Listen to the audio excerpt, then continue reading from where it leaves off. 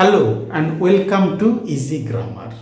আমার আজকের ক্লাসটা video on demand. Mister Amitabh Bose অনেক দিন ধরে অনুরোধ করছেন আমি যেন লিমিটিং মডিফায়ারের উপরে একটা ক্লাস নিয়ে আসি।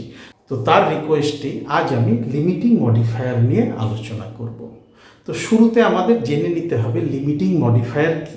লিমিটিং মডিফায়ার হচ্ছে বাক্যের সেই সব শব্দগুচ্ছ বা ক্লজ যা কিনা ওই বাক্যেরই অপর একটি শব্দগুচ্ছ বা ক্লজকে বিশেষিত করে এবং তার অর্থ গুরুত্ব খুব পরিষ্কারভাবে আমাদের সামনে তুলে ধরে।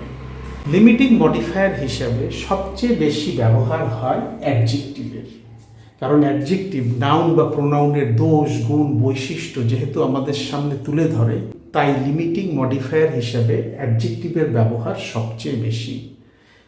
এছাড়াও অ্যাডভার্ব, আর্টিকেলস, পজেসিভ প্রোনাউন এবং রিলেটিভ ক্লজও লিমিটিং মডিফায়ার হিসাবে বাক্যে বসে। তো চলো প্রথমে আমরা কিছু উদাহরণ দেখে নিই যেখানে অ্যাডজেক্টিভ বাক্যে লিমিটিং মডিফায়ার হিসাবে বসেছে। এইখানে আমি কিছু সেন্টেন্স লিখে রেখেছি, নির্দিষ্ট অংশগুলো আন্ডারলাইনও করে রেখেছি। দ্য রেড কার, এখানে রেড শব্দটা অ্যাডজেক্টিভ যা কিনা বর্ণনা করছে একটা নাউন কারকে এবং স্পেসিফাই করছে বা নির্দিষ্ট করে বুঝিয়ে দিচ্ছে গাড়ির রংটা কি। ফলে এখানে অ্যাডজেক্টিভ রেড লিমিটিং মডিফায়ার হিসাবে বাক্যে বসেছে। মাই ফেভারিট ব্লু শার্ট, আমার পছন্দের নীল জামা, এইখানে ব্লু শব্দটা অ্যাডজেক্টিভ বাক্যে বসেছে লিমিটিং মডিফায়ার হিসাবে। বর্ণনা করছে কাকে ডেসক্রাইব করছে, একটা শার্টকে, নাউন, এবং নির্দিষ্ট করে বুঝিয়ে দিচ্ছে তার রং কি। তার রং যে নীল সেটা নির্দিষ্ট করে আমাদের বুঝিয়ে দিচ্ছে। আর room filled with natural light, filled with natural light, এখানে কিছু শব্দ সমষ্টি রয়েছে বা শব্দগুচ্ছ রয়েছে যাকে বলি ফ্রেজ। আর এই ফ্রেজটা হচ্ছে অ্যাডজেক্টিভ ফ্রেজ। কেন অ্যাডজেক্টিভ ফ্রেজ? বাক্যে এই ফ্রেজটা বা এই শব্দগুচ্ছটা অ্যাডজেক্টিভ হিসাবেই বসেছে এবং অ্যাডজেক্টিভের মতোই আচরণ করছে, তাই একে আমরা অ্যাডজেক্টিভ ফ্রেজ বলছি। ফিল্ড উইথ ন্যাচারাল লাইট আর room filled with natural light বর্ণনা করছে কিসের? একটা ঘরের, নাউন, এবং কি ধরনের আলোতে ঘরটা পরিপূর্ণ সেটাও স্পেসিফাই করে দিচ্ছে যে হ্যাঁ প্রাকৃতিক আলোয় বা সূর্যের আলোয় ঘরটা পরিপূর্ণ। ফলে এখানে আমরা একটা অ্যাডজেক্টিভ ফ্রেজ দেখতে পেলাম যা কিনা লিমিটিং মডিফায়ার হিসাবে বাক্যে বসেছে। A house made of brick, ইটের তৈরি একটা বাড়ি, ইটের তৈরি একটা বাড়ি, মেড অফ ব্রিক, এইখানে এই মেড অফ ব্রিক এই শব্দ সমষ্টি বা শব্দগুচ্ছ অ্যাডজেক্টিভ ফ্রেজ হিসাবে বাক্যে ব্যবহার হচ্ছে, অ্যাডজেক্টিভের মতন আচরণ করছে এবং বাক্যে বসেছে লিমিটিং মডিফায়ার হিসাবে।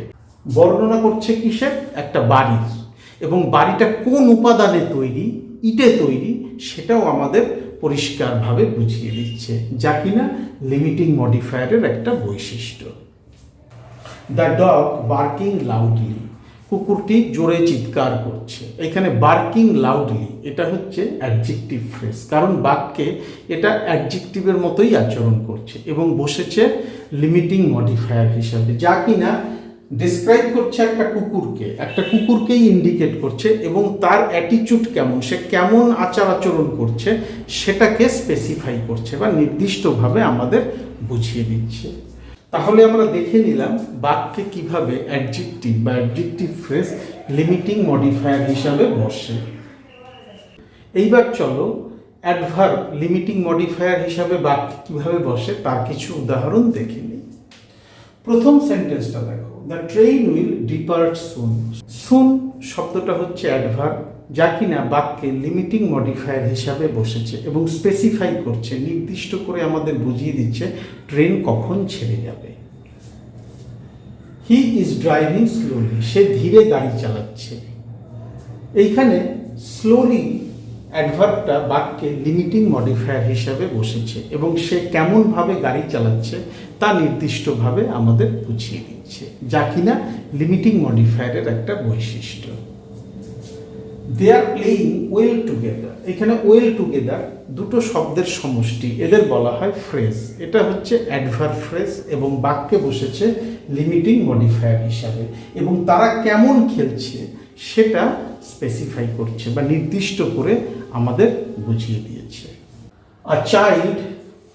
A child behaving naughtily in class. Naughtily in class, আমি আন্ডারলাইন করেছি এই অংশটা, বুঝতে অসুবিধা হয় না। এটা হচ্ছে অ্যাডভার্ব ফ্রেজ যা বাক্যে লিমিটিং মডিফায়ার হিসাবে বসেছে এবং স্পেসিফাই করছে, নির্দিষ্টভাবে আমাদের বুঝিয়ে দিচ্ছে যে ছেলেটি ক্লাসে কেমন আচার আচরণ করছে। তাহলে এই উদাহরণগুলো দিয়ে আমরা পরিষ্কারভাবে বুঝতে পারলাম বাক্যে অ্যাডভার্ব বা অ্যাডভার্ব ফ্রেজ কিভাবে লিমিটিং মডিফায়ার হিসাবে বসে। এইবার আমরা কিছু উদাহরণ দেখব যেখানে লিমিটিং মডিফায়ার হিসাবে আর্টিকেল ব্যবহার করা হয়। আর্টিকেল দুই প্রকার, একটা হচ্ছে ডেফিনিট আর্টিকেল আর একটা হচ্ছে ইনডেফিনিট আর্টিকেল। ডেফিনিট আর্টিকেল হচ্ছে যে আর্টিকেল দিয়ে নির্দিষ্ট কিছু বোঝানো হয়, আর যে আর্টিকেল দিয়ে অনির্দিষ্টভাবে কিছু বোঝানো হয় তাকে বলা হয় ইনডেফিনিট আর্টিকেল। ডেফিনিট আর্টিকেল হচ্ছে দি এবং ইনডেফিনিট আর্টিকেলস হচ্ছে এ এবং অ্যান। তো চলো এখানে আমরা সেন্টেন্সগুলো দেখি এবং বোঝার চেষ্টা করি কিভাবে লিমিটিং মডিফায়ার হিসেবে আমরা আর্টিকেল বাক্যে ব্যবহার করছি। প্রথম সেন্টেন্সটা দেখো, the car is mine. The definite article. Definite আর্টিকেলটা এখানে একটা নির্দিষ্ট গাড়িকে নির্দেশ করছে এবং বুঝিয়ে দিচ্ছে যে এই নির্দিষ্ট গাড়িটা আমার। এইখানে দ্য আর্টিকেলটি লিমিটিং মডিফায়ার হিসাবেও বাক্যে বসেছে। The book on the shelf, বইটি তাকের উপরে। এখানে আমি দ্য আর্টিকেলটাকে লিমিটিং মডিফায়ার হিসাবে বাক্যে ব্যবহার করেছি এবং ব্যবহার করে আমি বুঝিয়ে দিচ্ছি নির্দিষ্ট একটা বই যেটা তাকের উপরে আছে। আ ক্যাট ইন দ্য গার্ডেন, এখানে আ ইনডেফিনিট আর্টিকেল বাক্যে বসেছে লিমিটিং মডিফায়ার হিসাবে, প্রকাশ করছে যে কোনো একটা বিড়াল যা কিনা বাগানে আছে।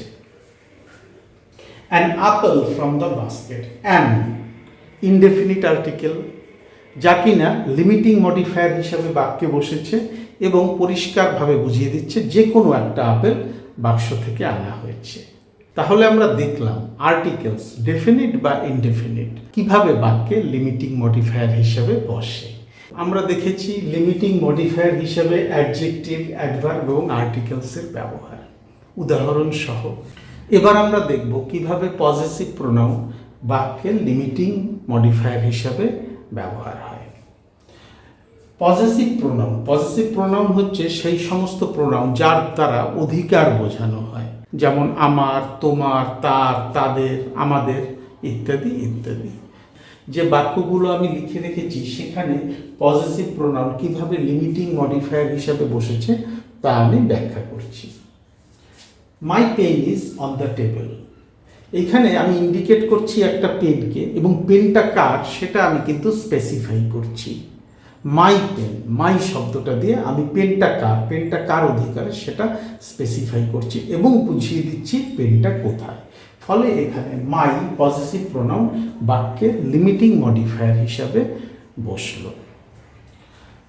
His car is so big, তার গাড়িটা বিরাট বড়, তার যে গাড়ি সেটা বিরাট বড়, অনেক লোক বসতে পারে। এইখানে হিজ কার, হিজ পজেসিভ প্রোনাউন বাক্যে বসলো লিমিটিং মডিফায়ার হিসাবে। এই হিজ শব্দটা বুঝিয়ে দিল যে গাড়িটা কার অধীনে রয়েছে বা গাড়িটা কার অধিকারে রয়েছে, গাড়িটা আসলে কার এবং গাড়িটা কেমন। হিজ বুক ইজ হিয়ার, তার বইটা এখানে। হিজ আবার পজেসিভ প্রোনাউন বাক্যে বসলো লিমিটিং মডিফায়ার হিসাবে। বইটা কার অধিকারে সেটাও পরিষ্কার করে বুঝিয়ে দিল, স্পেসিফাই করলো আরও একটা জিনিস যে বইটা কোথায়। Their house is in Kolkata, তাদের বাড়ি কলকাতায়। বাড়িটা কাদের? তাদের। দেয়ার পজেসিভ প্রোনাউন বাক্যে বসলো লিমিটিং মডিফায়ার হিসাবে, বাড়িটা কাদের তা স্পেসিফাই করলো এবং কোথায় তাও পরিষ্কারভাবে আমাদের বুঝিয়ে দিল। তাহলে আমরা উদাহরণগুলো দেখলাম কিভাবে অ্যাডজেক্টিভ, অ্যাডভার্ব, আর্টিকেলস এবং পজেসিভ প্রোনাউন বাক্যে লিমিটিং মডিফায়ার হিসাবে বসে। এবার আমরা দেখব রিলেটিভ ক্লজ কিভাবে আমরা লিমিটিং মডিফায়ার হিসাবে বাক্যে ব্যবহার করি। রিলেটিভ ক্লজ হচ্ছে সেই সব ক্লজ যা বাক্যে নাউন বা প্রোনাউন সম্পর্কে একটু অতিরিক্ত তথ্য আমাদের সামনে তুলে ধরে। তো চলো কিছু উদাহরণ দেখলে ব্যাপারটা একদম পরিষ্কার হয়ে যাবে। The book that is on the shelf is mine. বইটা যেটা তাকের উপর আছে সেটা আমার। আমি তো বলতে পারতাম দ্য বুক ইজ মাইন, কিন্তু না, আমি এখানে বুক, নাউন এই সম্পর্কে একটু অতিরিক্ত তথ্য অ্যাড করতে that is on the shelf relative clause বাক্যে ব্যবহার করলাম, যেটা এখানে লিমিটিং মডিফায়ার হিসাবে বসলো। The man who you saw is my friend. লোকটি যাকে তুমি দেখেছিলে আমার বন্ধু।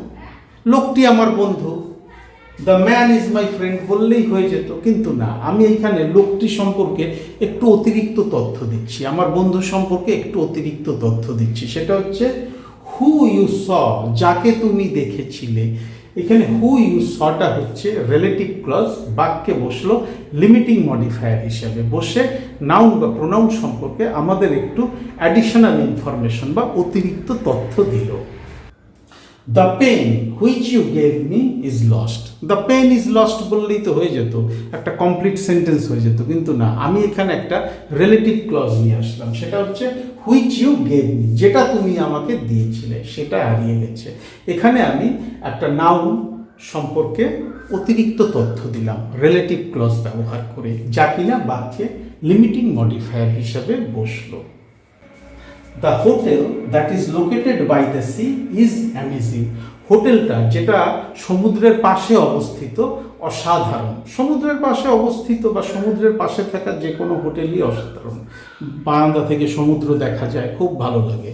কিন্তু আমি এখানে বলতে পারতাম দ্য হোটেল ইজ অ্যামেজিং, কিন্তু হোটেলটা সম্পর্কে একটা নাউন সম্পর্কে আমি অতিরিক্ত তথ্য দিতে একটা রিলেটিভ ক্লজ ব্যবহার করলাম। সেটা হচ্ছে that is located by the sea, এবং এখানে এই রিলেটিভ ক্লজটা লিমিটিং মডিফায়ার হিসাবে বাক্যে বসলো।